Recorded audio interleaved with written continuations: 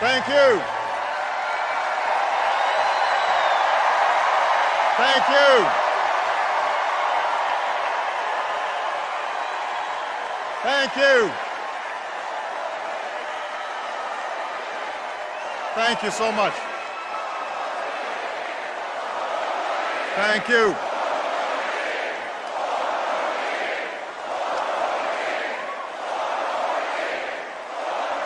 Thank you so much. Thank you. Thank you very much, everybody. Thank you. Michelle, I love you so much.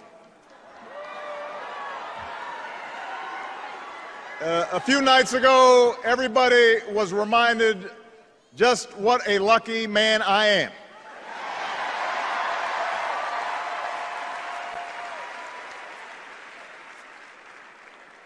Malia and Sasha, we are so proud of you.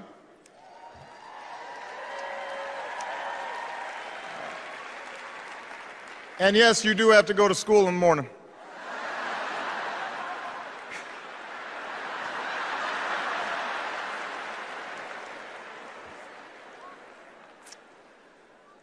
And Joe Biden, thank you for being the very best vice president I could have ever hoped for, and being a strong and loyal friend.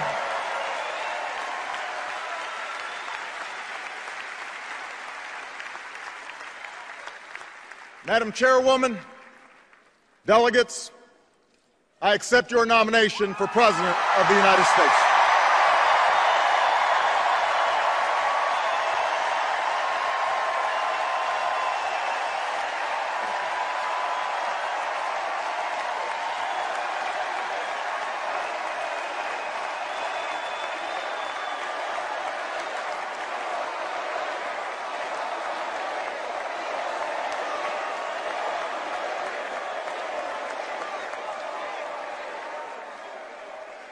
Now, the first time I addressed this convention in 2004, I was a younger man, a Senate candidate from Illinois who spoke about hope. Not blind optimism, not wishful thinking, but hope in the face of difficulty, hope in the face of uncertainty. That dogged faith in the future which has pushed this nation forward even when the odds are great, even when the road is long.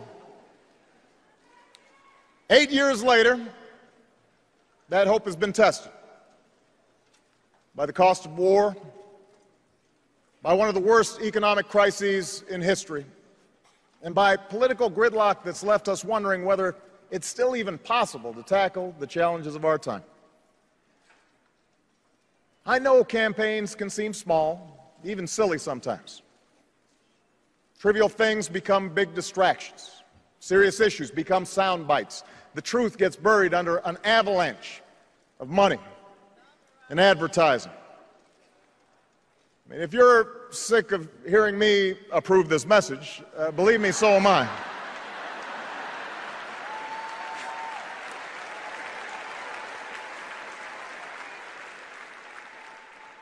But when all is said and done, when you pick up that ballot to vote, you will face the clearest choice of any time in a generation. Over the next few years, big decisions will be made in Washington on jobs, the economy, taxes and deficits, energy, education, war and peace. Decisions that will have a huge impact on our lives and on our children's lives for decades to come. And on every issue, the choice you face won't just be between two candidates or two parties. It will be a choice between two different paths for America, a choice between two fundamentally different visions for the future. Ours is a fight to restore the values that built the largest middle class and the strongest economy the world has ever known.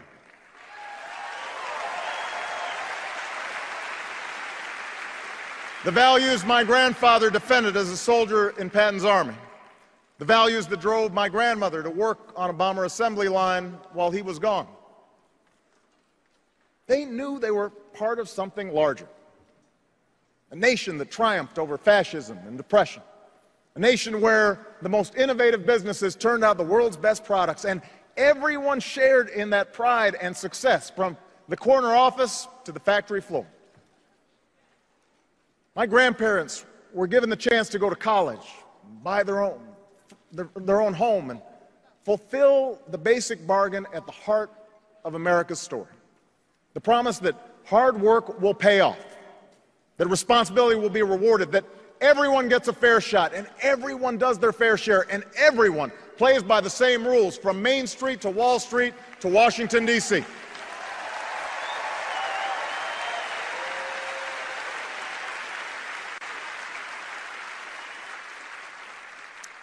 And I ran for president because I saw that basic bargain slipping away. I began my career helping people in the shadow of a shuttered steel mill at a time when too many good jobs were starting to move overseas. And by 2008, we had seen nearly a decade in which families struggled with costs that kept rising, but paychecks that didn't.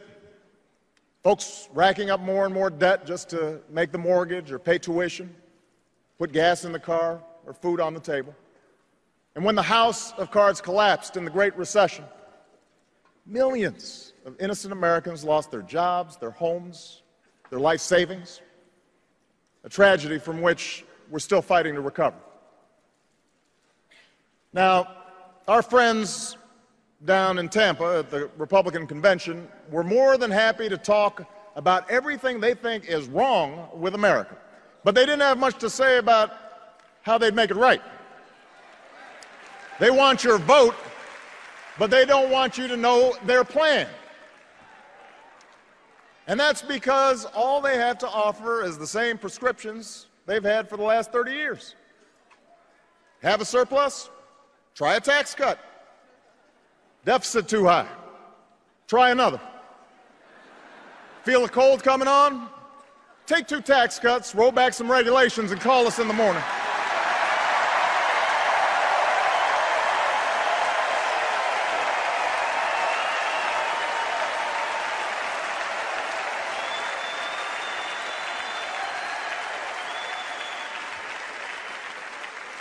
Now, I've cut taxes for those who need it. Middle-class families, small businesses. But I don't believe that another round of tax breaks for millionaires will bring good jobs to our shores or pay down our deficit. I don't believe that firing teachers or kicking students off financial aid will grow the economy or help us compete with the scientists and engineers coming out of China. After all we've been through, I don't believe that rolling back regulations on Wall Street will help the small businesswoman expand or the laid-off construction worker keep his home. We have been there. We've tried that, and we're not going back. We are moving forward, America.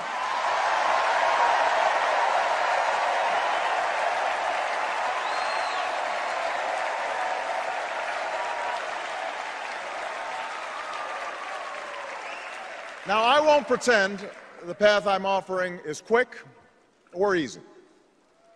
I never have. You didn't elect me to tell you what you wanted to hear. You elected me to tell you the truth. And the truth is, it will take more than a few years for us to solve challenges that have built up over decades. It'll require common effort and shared responsibility, and the kind of bold, persistent experimentation that Franklin Roosevelt pursued during the only crisis worse than this one. And by the way, those of us who carry on his party's legacy should remember that not every problem can be remedied with another government program or dictate from Washington. But know this, America, our problems can be solved. Our challenges can be met. The path we offer may be harder, but it leads to a better place, and I'm asking you to choose that future. I'm asking you to rally around a set of goals for your country, goals in manufacturing, energy, education, national security, and the deficit. Real, achievable plans that will lead to new jobs, more opportunity, and rebuild this economy on a stronger foundation. That's what we can do in the next 4 years, and that is why I am running for a second term as President of the United States.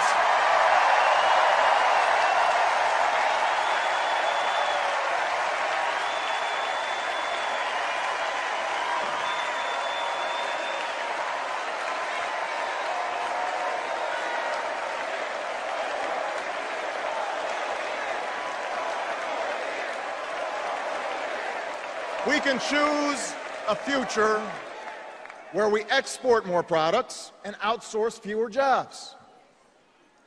After a decade that was defined by what we bought and borrowed, we're getting back to basics and doing what America's always done best. We are making things again.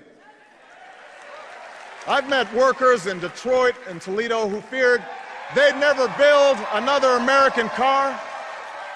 And today they can't build them fast enough because we reinvented a dying auto industry that's back on the top of the world. I've worked with business leaders who are bringing jobs back to America, not because our workers make less pay, but because we make better products, because we work harder and smarter than anyone else. I've signed trade agreements that are helping our companies sell more goods to millions of new customers, goods that are stamped with 3 proud words, made in America.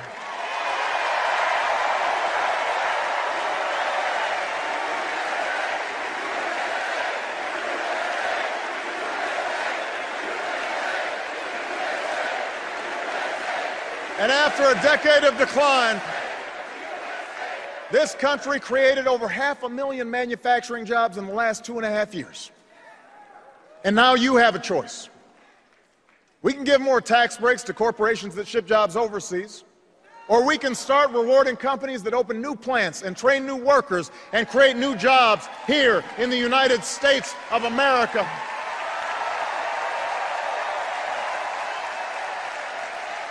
We can help big factories and small businesses double their exports. And if we choose this path, we can create 1 million new manufacturing jobs in the next 4 years. You can make that happen. You can choose that future. You can choose the path where we control more of our own energy. After 30 years of inaction, we raised fuel standards so that by the middle of the next decade, cars and trucks will go twice as far on a gallon of gas. We have doubled our use of renewable energy, and thousands of Americans have jobs today building wind turbines and long-lasting batteries. In the last year alone, we cut oil imports by 1 million barrels a day, more than any administration in recent history. And today, the United States of America is less dependent on foreign oil than at any time in the last 2 decades.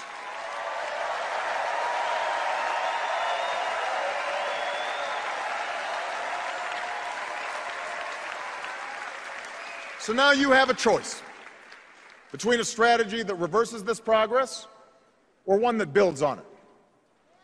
We've opened millions of new acres for oil and gas exploration in the last 3 years, and we'll open more. But unlike my opponent, I will not let oil companies write this country's energy plan or endanger our coastlines or collect another $4 billion in corporate welfare from our taxpayers. We're offering a better path.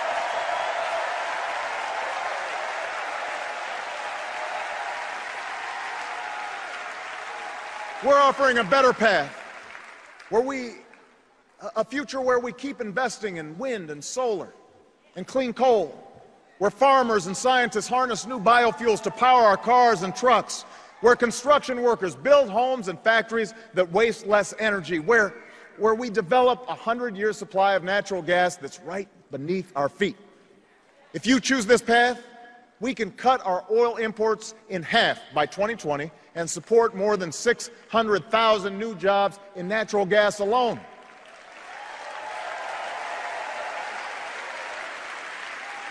And yes, my plan will continue to reduce the carbon pollution that is heating our planet, because climate change is not a hoax. More droughts and floods and wildfires are not a joke. They are a threat to our children's future, and in this election, you can do something about it.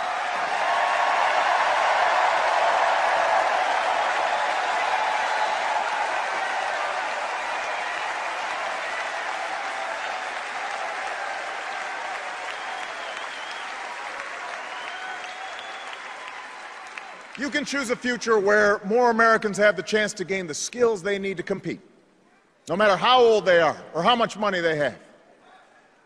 Education was the gateway to opportunity for me. It was the gateway for Michelle. It was the gateway for most of you.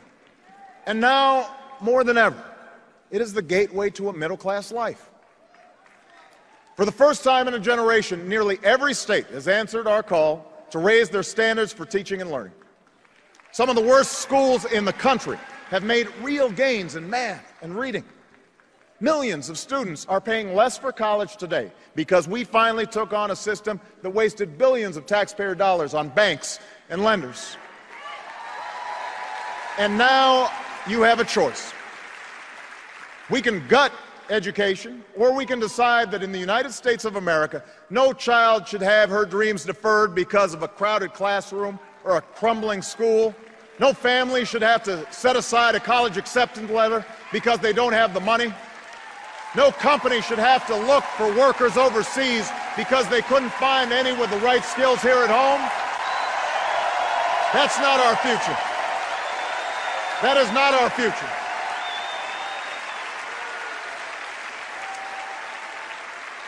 The government has a role in this, but teachers must inspire, principals must lead, parents must instill a thirst for learning, and students, you got to do the work.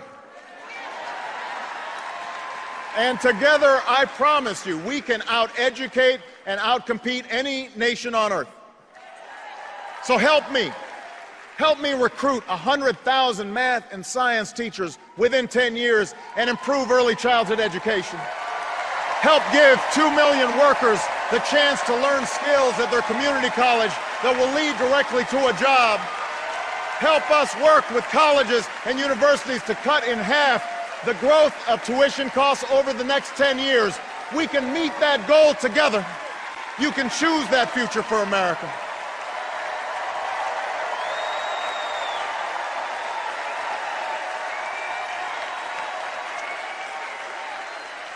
That's our future. You know, in a world of new threats and new challenges, you can choose leadership that has been tested and proven. 4 years ago, I promised to end the war in Iraq. We did. I promised to refocus on the terrorists who actually attacked us on 9/11, and we have.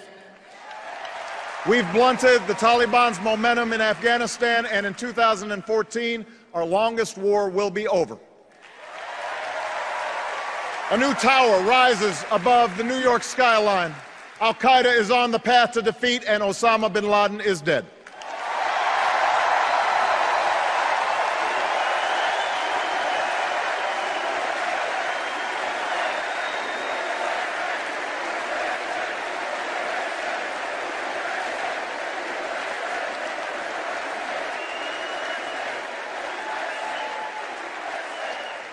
Tonight, we pay tribute to the Americans who still serve in harm's way. We are forever in debt to a generation whose sacrifice has made this country safer and more respected. We will never forget you. And so long as I'm Commander-in-Chief, we will sustain the strongest military the world has ever known. When you take off the uniform, we will serve you as well as you've served us, because no one who fights for this country should have to fight for a job or a roof over their heads or the care that they need when they come home.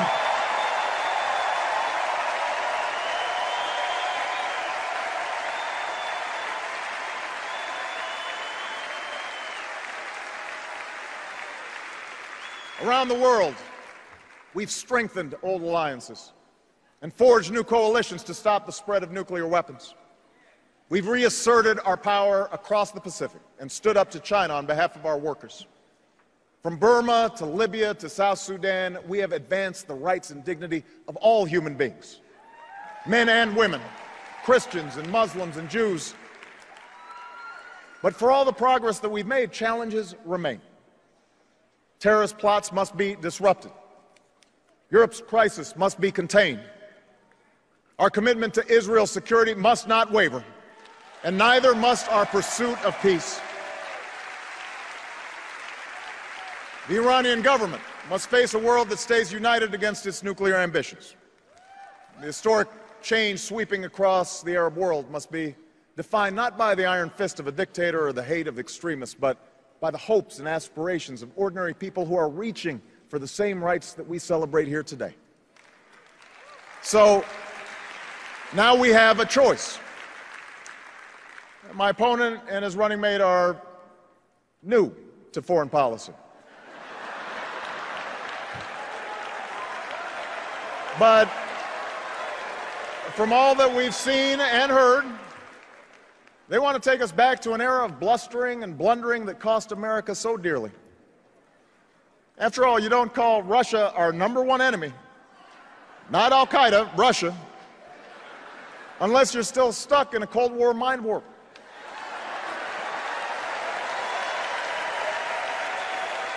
You might not be ready for diplomacy with Beijing if you can't visit the Olympics without insulting our closest ally.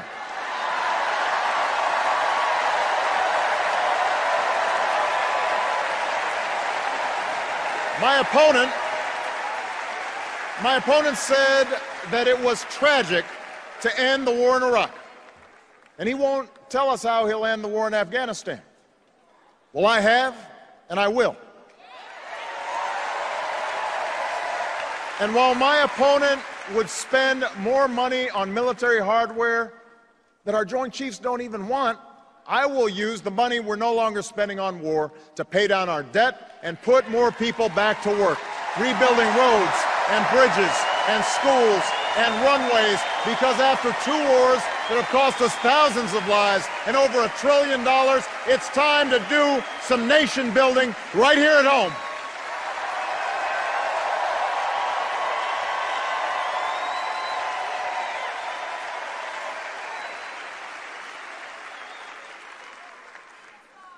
You can choose a future where we reduce our deficit without sticking it to the middle class. Independent experts say that my plan would cut our deficit by $4 trillion.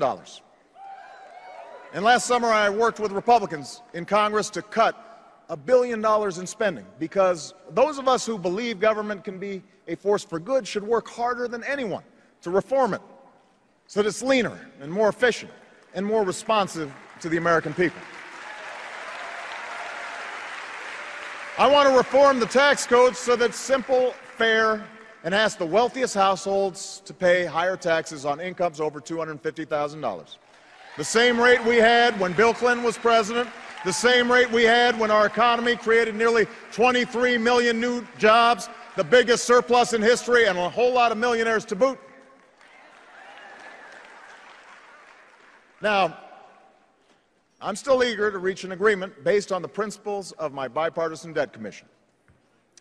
No party has a monopoly on wisdom. No democracy works without compromise. I want to get this done, and we can get it done. But when Governor Romney and his friends in Congress tell us we can somehow lower our deficits by spending trillions more on new tax breaks for the wealthy, well, what Bill Clinton call it? You do the arithmetic. You do the math. I refuse to go along with that. And as long as I'm president, I never will. I refuse to ask middle-class families to give up their deductions for owning a home or raising their kids just to pay for another millionaire's tax cut. I refuse to ask students to pay more for college or kick children out of Head Start programs to eliminate health insurance for millions of Americans who are poor and elderly or disabled. Also, those with the most can pay less. I'm not going along with that.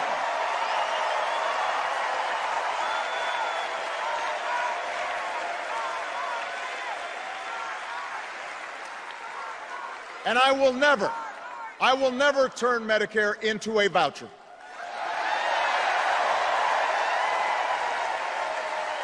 No American should ever have to spend their golden years at the mercy of insurance companies. They should retire with the care and the dignity that they have earned. Yes, we will reform and strengthen Medicare for the long haul, but we'll do it by reducing the cost of health care, not by asking seniors to pay thousands of dollars more. And we will keep the promise of Social Security by taking the responsible steps to strengthen it, not by turning it over to Wall Street.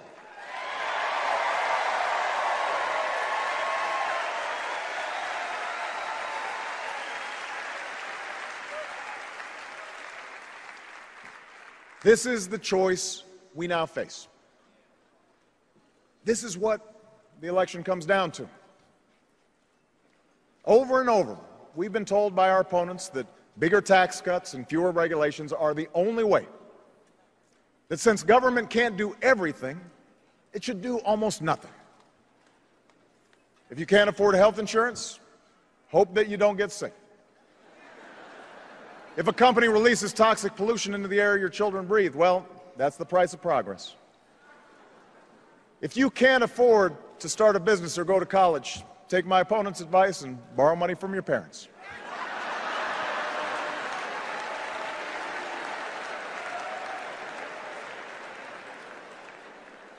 You know what? That's not who we are. That's not what this country's about.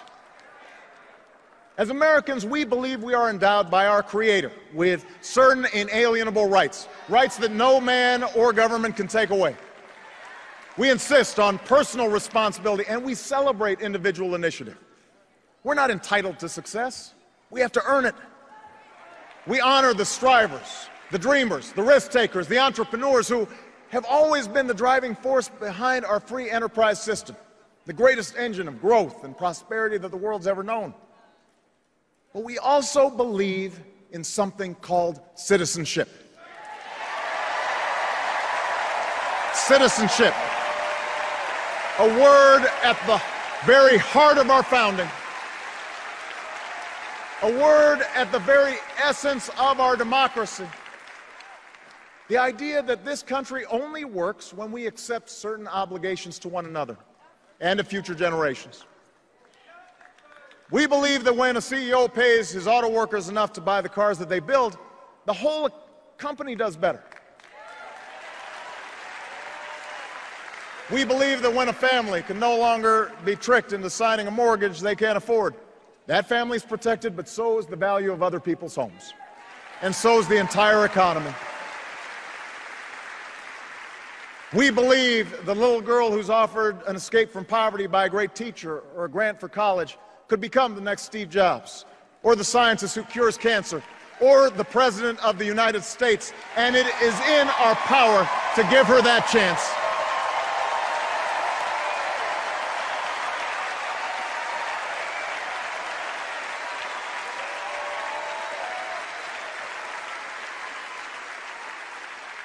We know that churches and charities can often make more of a difference than a poverty program alone. We don't want handouts for people who refuse to help themselves, and we certainly don't want bailouts for banks that break the rules.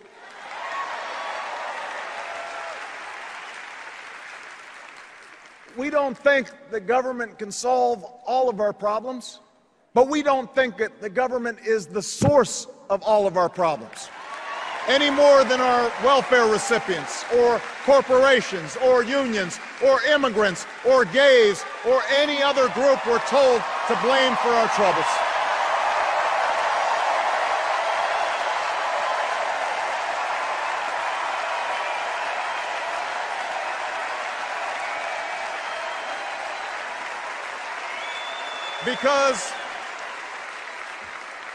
Because America, we understand that this democracy is ours.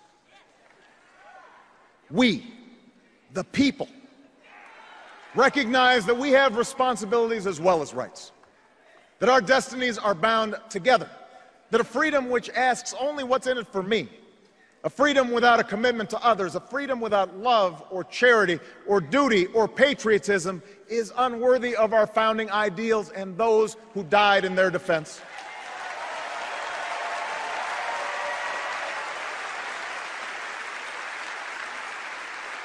As citizens, We understand that America is not about what can be done for us. It's about what can be done by us, together, through the hard and frustrating but necessary work of self-government. That's what we believe. So you see, the election 4 years ago wasn't about me. It was about you. My fellow citizens, you were the change. You're the reason there's a little girl with a heart disorder in Phoenix who'll get the surgery she needs because an insurance company can't limit her coverage. You did that.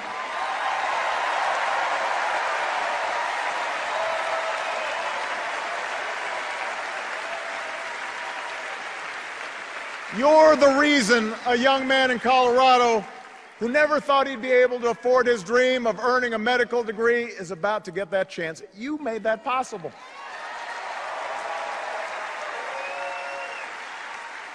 You're the reason a young immigrant who grew up here and went to school here and pledged allegiance to our flag will no longer be deported from the only country she's ever called home. Why selfless soldiers won't be kicked out of the military because of who they are or who they love. Why thousands of families have finally been able to say to the loved ones who served us so bravely, welcome home. Welcome home. You did that. You did that. You did that. If you turn away now, if you buy into the cynicism that the change we fought for is impossible, well, change will not happen. If you give up on the idea that your voice can make a difference, then other voices will fill the void. The lobbyists and special interests, the people with the $10 million checks who are trying to buy this election, and those who are trying to make it harder for you to vote. Washington politicians who want to decide who you can marry or control health care choices that women should be making for themselves.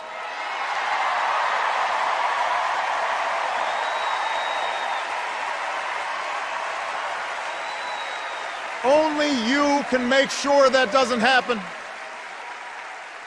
Only you have the power to move us forward.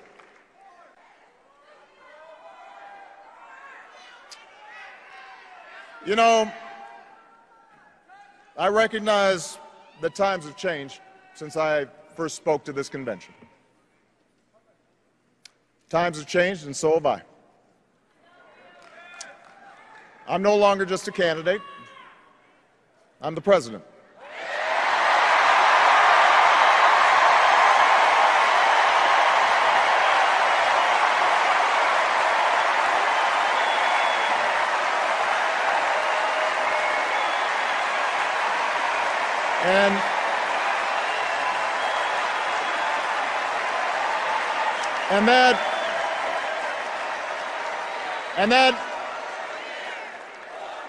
And that means I know what it means to send young Americans into battle. For I've held in my arms the mothers and fathers of those who didn't return. I've shared the pain of families who've lost their homes and the frustration of workers who've lost their jobs. If the critics are right that I've made all my decisions based on polls, then I must not be very good at reading them.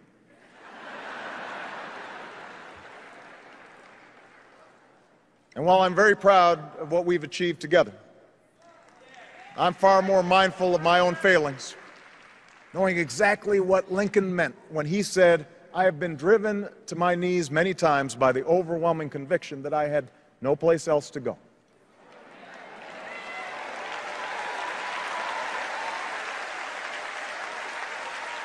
But as I stand here tonight, I have never been more hopeful about America. Not because I think I have all the answers, not because I'm naive about the magnitude of our challenges. I'm hopeful because of you. The young woman I met at a science fair who won national recognition for her biology research while living with her family at a homeless shelter, she gives me hope. The auto worker who won the lottery after his plant almost closed but kept coming to work every day and bought flags for his whole town and one of the cars that he built to surprise his wife. He gives me hope. The family business in Warroad, Minnesota, that didn't lay off a single one of their 4,000 employees when the recession hit, even when their competitors shut down dozens of plants, even when it meant the owner gave up some perks and some pay, because they understood that their biggest asset was the community and the workers who had helped build that business. They give me hope.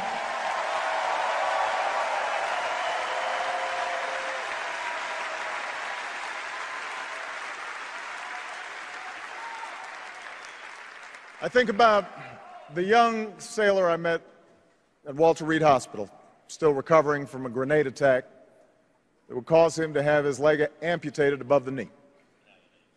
And 6 months ago, we would watch him walk into a White House dinner honoring those who served in Iraq. Tall and 20 pounds heavier, dashing in his uniform, with a big grin on his face, sturdy on his new leg. And I remember how a few months after that, I would watch him on a bicycle, racing with his fellow wounded warriors on a sparkling spring day, inspiring other heroes who had just begun the hard path he had traveled. He gives me hope.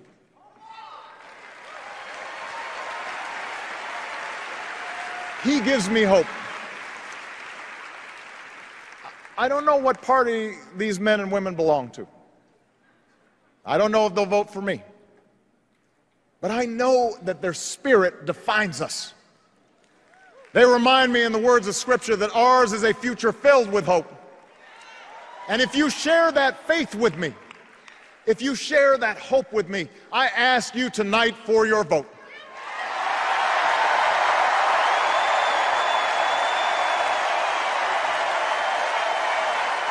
If you reject the notion that this nation's promise is reserved for the few, your voice must be heard in this election.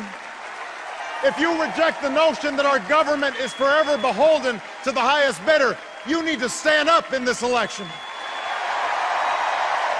If you believe that new plants and factories can dot our landscape, that new energy can power our future, that new schools can provide ladders of opportunity to this nation of dreamers, if you believe in a country where everyone gets a fair shot and everyone does their fair share and everyone plays by the same rules, then I need you to vote this November.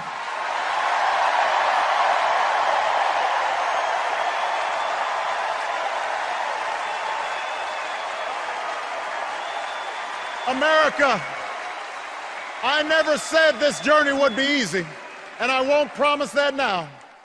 Yes, our path is harder, but it leads to a better place. Yes, our road is longer, but we travel it together. We don't turn back.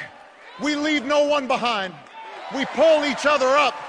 We draw strength from our victories, and we learn from our mistakes, but we keep our eyes fixed on that distant horizon, knowing that Providence is with us and that we are surely blessed to be citizens of the greatest nation on earth.